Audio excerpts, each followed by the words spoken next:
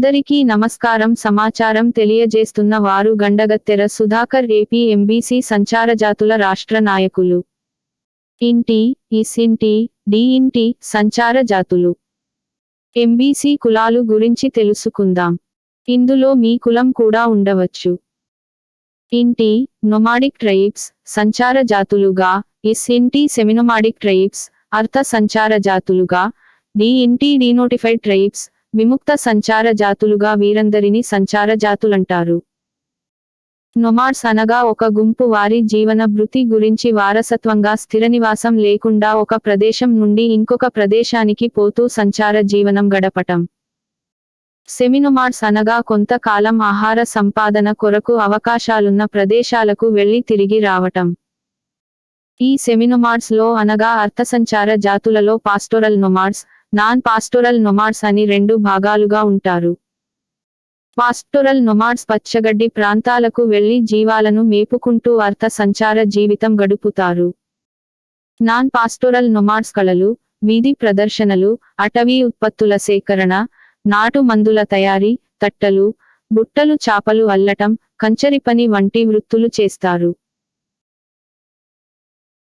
ఉదాహరణకు యాట, యానాది, కాటిపాపల, గారడి, పైడిమాను, డక్కల, జక్కల, గాండ్ల, హడ్కర్, దాసరి, పూసల, ఒలియదాసరి, మాస్టీని, ఆరెమరాఠి, తొలుబొమ్మలాట వాళ్ళు, బండ, మొండి, మొండిబండ, బండార, మేదరి, మహేంద్ర, రాజ్గొండు, సిక్ లీగర్, కాచి, కైకాడి, పెద్దమ్మలవారు, దేవరవారు, ఎల్లమ్మవారు, ముత్యాలమ్మలవారు, దర్వేష్, దూదేకుల, మోహతర్, ఎర్రగొల్ల, కురుమ, మందుల, బాలసంతు, బహురూపి, బుడిగజంగం, అత్తర్ సాహెబులు, గంగిరెద్దుల, ఫకీర్ సాహెబులు, ఎలుగుబంటి సాహెబులు, జోగి వంటి 40 కులాలు. నొమాడిక్, సెమినోమాడిక్ ట్రైబ్స్ దేశంలోని అన్ని రాష్ట్రాలలోనూ, కేంద్రపాలిత ప్రాంతాలలోనూ ఉండగా, డీనోటిఫైడ్ ట్రైబ్స్ అనగా విముక్త సంచార జాతులు 16 రాష్ట్రాలలో పంజాబ్, హర్యానా, ఢిల్లీ, ఉత్తరప్రదేశ్, రాజస్థాన్, వెస్ట్ బెంగాల్, ఒరిస్సా, ఏపీ, తెలంగాణ, తమిళనాడు, కేరళ, కర్ణాటక, మహారాష్ట్ర, మధ్యప్రదేశ్, ఛత్తీస్గఢ్, గుజరాత్ రాష్ట్రాలలో ఉన్నారు. ఉమ్మడి ఆంధ్ర, తెలంగాణ రాష్ట్రాలలో డిఎన్టీ విముక్త సంచార జాతుల కులాలు బోయ, వాల్మీకి, బుడబుక్కల, పాముల, బావురి, దండాసి, దొమ్మర, జోగి, కింతల కళింగ, లంబాడి, సుగాలి, ముతరాస, తెలగపాముల, పాతి, నక్కల, పిట్టల, నిర్సికారి, పైడి, పిచ్చకుంట్ల, రెడ్డిక, రెల్లి, వడ్డెర, ఎరుకల, యాట, యానాది, వీరముష్టి మొదలైనవి. ఈ నొమాడ్స్ కులాలు సాధారణంగా 5 నుండి 15 కుటుంబాలు కలిసి ఉంటాయి. ఒక పెద్దమనిషి ఉంటాడు. సంవత్సరానికి ఒకసారి లేదా 2 దఫాలుగా వచ్చి అందరూ కలిసి పండగలు, పెండ్లిళ్ళు, పంచాయతీలు, విడాకులు, ఆస్తుల పంపకాలు, గుంపుల విభజన చేసుకుంటారు. డిఎన్టీ అనగా డీనోటిఫైడ్ ట్రైబ్స్ లేదా విముక్త సంచార జాతులు. భారతదేశానికి ఈస్ట్ ఇండియా అనే బ్రిటిష్ కంపెనీ వారు రాక పూర్వము భారతదేశ రాజులు ప్రైవేటు సైన్యాల ఏర్పాటు, పోషణ, రక్షణకు ప్రాధాన్యత ఇచ్చేవారు. వారు కులాల వారీగా వివిధ రకాల సైనిక శిక్షణ శిబిరాలు ఏర్పాటు చేసుకొని వారి కులవృత్తితో పాటు సైనిక శిక్షణ, సైన్యానికి కావలసిన ఆయుధాల తయారీ, సైనిక సామాగ్రి తయారీ తరగతులు నిర్వహిస్తూ రాజులకు విశ్వాసపాత్రులుగా, గూఢచారులుగా ఉంటూ రాజ్యాన్ని శత్రువుల బారి నుండి కాపాడేవారుగా ఉండేవారు. 1821లో బ్రిటిష్ వారు మొట్టమొదట భారత్ తదితర ఆక్రమిత రాజ్యాలలో జనాభా లెక్కల సేకరణ చేపట్టారు. అప్పట్లో ఈ సైనిక శిక్షణ పొందిన కులాలు 200లుగా గుర్తించారు. ఈ 200 కులాలని నాశనం చేయకుండా భారతదేశం మొత్తం ఆక్రమించడం సాధ్యం కాదని గుర్తించారు. అదే సమయంలో 1857లో మొదటి సిపాయిల తిరుగుబాటు జరిగింది. దీనిని ప్రథమ భారత స్వాతంత్ర సమరం అని కూడా అంటారు. 1858 ఆగస్టు నెలలో బ్రిటిష్ పార్లమెంటు వారు ఈస్ట్ ఇండియా కంపెనీ పాలన రద్దు చేసి భారతదేశ పాలనను బ్రిటిష్ రాణికి అప్పగించారు. అప్పటి నుండి భారతదేశం మొత్తం ఆక్రమించాలనే వ్యూహాలు, ఎత్తుగడలు ప్రారంభించారు.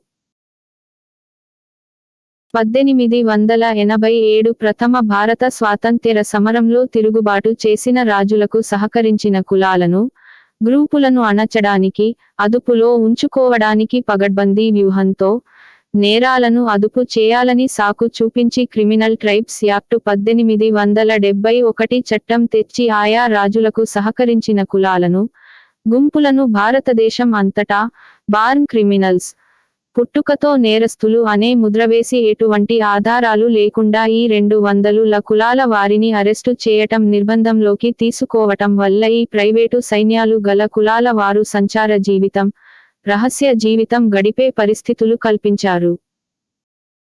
ఈ కులాల పేర్ల చివరన దొంగ అనే పదం చేర్చి దొంగ దాసరి, దొంగ దొమ్మరి, దొంగ కొర్చ, దొంగ ఎరుకల, దొంగ వడ్డెరి, దొంగ లంబాడ, దొంగ యానాది, పెద్దింటి గొల్ల గ్యాంగ్, తెలగ పాముల గ్యాంగ్ అని గెజిట్లో ముద్రించారు. గత నేర చరిత్ర లేకున్నా ఆయా కులాల్లో పుట్టిన పాపానికి వారందరూ క్రిమినల్స్ గా ముద్రపడి ఎలాంటి విచారణ చేయకుండా వారందరినీ సెటిల్మెంట్ ఏరియా, పర్యవేక్షణ స్థలాలు, జైలు మొదలగు వాటిలో నిర్బంధించారు.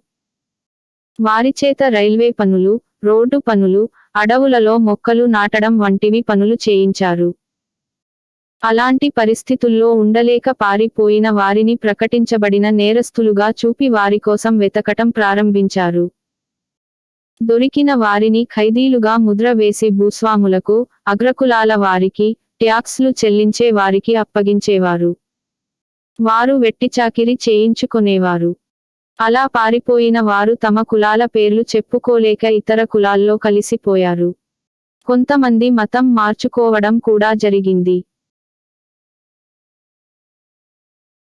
కొంతమంది అప్పటి వరకు వారు ప్రయోగించిన యుద్ధ విద్యలను, కళలను వీధి ప్రదర్శనలుగా మార్చుకొని ప్రదర్శించడం, భారతదేశ సంస్కృతి, సాంప్రదాయాలను ప్రచారం చేసుకుంటూ ఊరు తిరగడం, స్థిర నివాసం ఏర్పరచుకున్న వ్యవసాయ, వృత్తి కులాల వారికి వారి కులగోత్రాలు, కులగొప్పతనాలు చెప్పుకుంటూ శైవ, వైష్ణవ దేవుళ్ళు, అమ్మవార్లు, పురాణ పురుషులు, క్షత్రియ రాజుల కథలు, గాథలు వివిధ కళారూపాల ద్వారా వాయిద్యాలతో పగలు రాత్రి గ్రామాలలో బుర్రకథలు, పటం కథలు, జానపద కళారూపాలు ప్రదర్శించుకుంటూ జీవించటం, అటవీ ఉత్పత్తులు సేకరించి నాటు మందుల తయారీ, చిన్న చిన్న చెక్క వస్తువుల తయారీ చేసుకుని అమ్ముకోవడం, జాతకాలు చెప్పటం, చేతబడి బాణామతి, అంత్రాలు, మంత్రాలు, తాయత్తులు కట్టడం చేస్తూ తట్టలు, బుట్టలు, చాపలు అల్లుకుంటూ సంచార జీవితం గడుపుతున్నారు. వీరందరూ ప్రత్యేక లిపిలేని భాష మాట్లాడుకుంటారు. ఊరిబయట గుడిసెలు వేసుకొని వారికి వారు పరదేశీలుగా పరిచయం చేసుకొని వరుసలు కలుపుకొని సంచార సహజీవనం చేసుకుంటూ ఇతర కులస్తులను వీరు, మంకాలు గా సంబోధిస్తారు. అనివార్య పరిస్థితులలో అన్ని రకాల వృత్తులు వీరు నేర్చుకొని వీరికి వీరే స్వయం సేవకులుగా జీవిస్తారు. ఉదాహరణకి చాకలి, మంగలి, వడ్రంగి, వెదురుతో పరికరాల తయారీ, వైద్యం, వేట ఆయుధాలు వలలు వీరికి వీరే తయారు చేసుకుంటారు. షోడ్షకర్మలు మొదలైనవి వీరే స్వయంగా వంశపారంపర్యంగా చేసుకుంటారు. బ్రాహ్మణులను ఆశ్రయించరు. తోటి సంచార జాతుల వారి సహాయం, సలహాలు తీసుకుంటారు. కొన్ని కులాలు బాగోతుల, బొప్పలవారు, గంజికూటివారు, శ్రీక్షత్రియ రామజోగి, ఏనుటి, గుర్రపు వారు, అద్దపువారు, కడారి తైదరోళ్ళు, సరగాని, ఓడ్, మాసయ్యలు, పటంవారు, సాధనాశూరులు, రుంజ, పనస, పెక్కర, పాండవులవారు, గౌడ్జెట్టి, ఆది కొడుకులు, తెరచీరలు, కాటిపడగలు, మందహెచ్చుల, కొమ్ములవాళ్ళు, ఒగ్గువాళ్ళు, తగురజోగులు, ఆసాదివాళ్ళు, పూజారి, కొర్రాజు, తోటి, పార్థన్లు వంటి 50 ఆశ్రిత కులాల వారు సంచార జీవనం గడుపుతున్న అప్పటికీ వారు బీసీ, ఎస్సీ, ఎస్టీలలో ఏ జాబితాలోనూ లేక ఒసిలో ఉన్నారు. వారు ఆశ్రయించే కులాలన్నీ బీసీ, ఎస్సీ, ఎస్టీలో ఉండగా వారు మాత్రం ఒసిలో ఉండటం ఎంత వరకు న్యాయమని ప్రశ్నించే వారే లేరు. 1885లో భారత జాతీయ కాంగ్రెస్ ఏర్పడింది. అప్పటి జాతీయ కాంగ్రెస్ లోని నాయకులు కూడా ఈ క్రిమినల్ ట్రైబ్స్ యాక్టు బాధితుల గురించి మాట్లాడిన దాఖలాలు లేవు.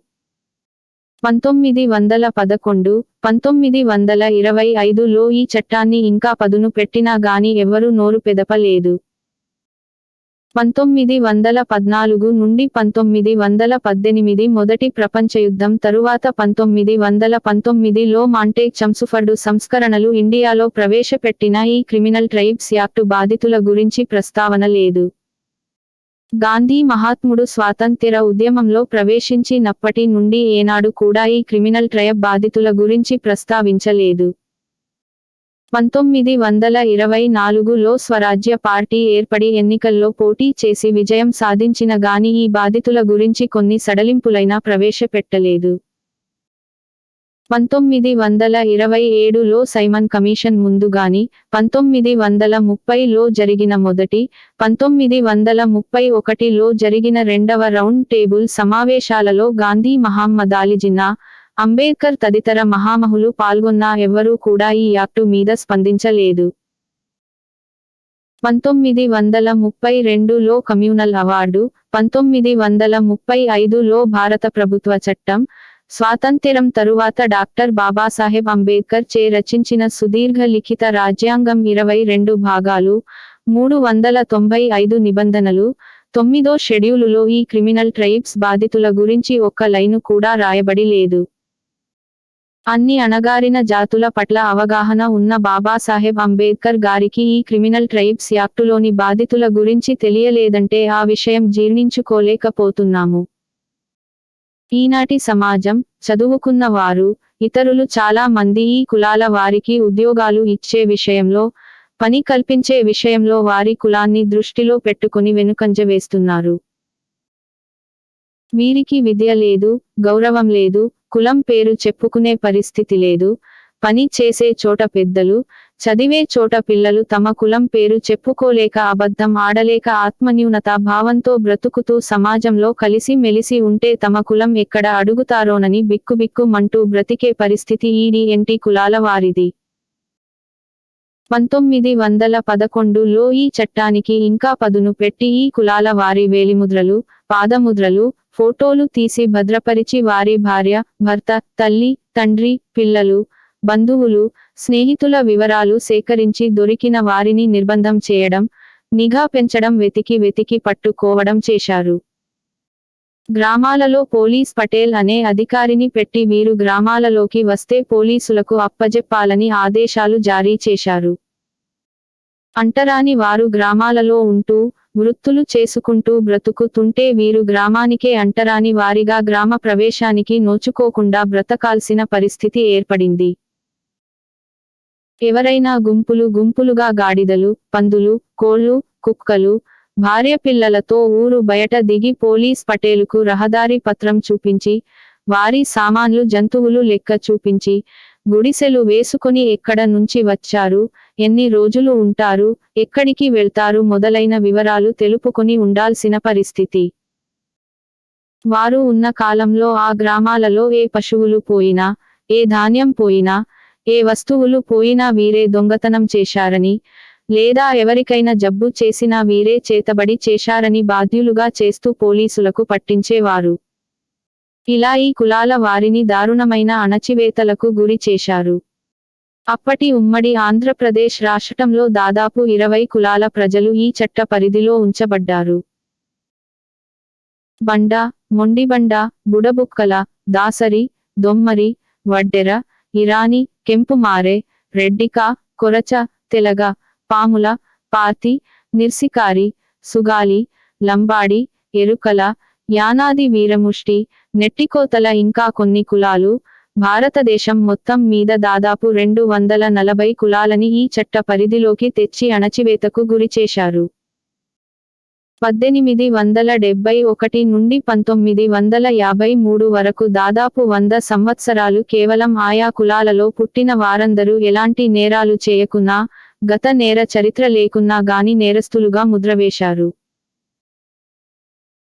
నూతనంగా బ్రిటిష్ ప్రభుత్వ చట్టాలు forest act, wild life protection act, land acquisition act, prevention of begging act, drugs and magic remedies act, excise act, environment protection and biodiversity conservation act, preventive of cruelty to animals and birds act, railway act, brothel act ఇలా అనేక రకాల చట్టాలు తెచ్చి ఈ DNT, NT, SNT కులాల సంప్రదాయ హక్కులపై వేటు వేసి వారికి జీవనోపాధి లేకుండా చేశారు.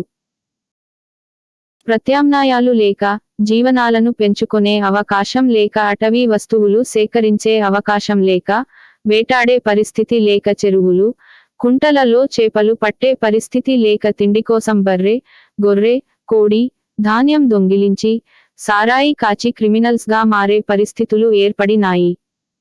విషయాలు తెలియజేస్తున్న వారు గండగత్తెర సుధాకర్, ఏపీ ఎంబీసీ సంచార జాతుల రాష్ట్ర నాయకులు.